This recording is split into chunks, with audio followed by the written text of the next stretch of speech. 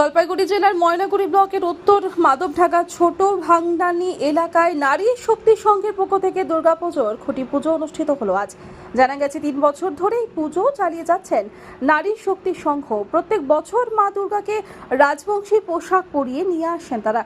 রাজবংশী সাজে ও রাজবংশী কৃষ্টি কালচারকে সামনে রেখে এই দুর্গাপুজো করা হয় বলেই জানিয়েছেন।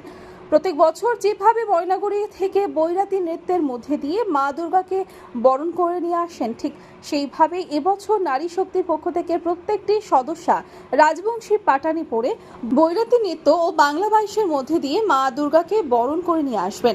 সম্পূর্ণ পুজো রাজবংশী কৃষ্টি কালচারের উপর করা হবে বলে জানিয়েছেন মারিয়া। পাশাপাশি পুজোর শেষে ক্লাবের সদস্যরা নাচ গান সাংস্কৃতিক অনুষ্ঠান করবেন। এই দুর্গাপুজো করে ভালোই সাড়া পেয়েছেন বলে জানিয়েছেন গণেশ চন্দ্র রায়।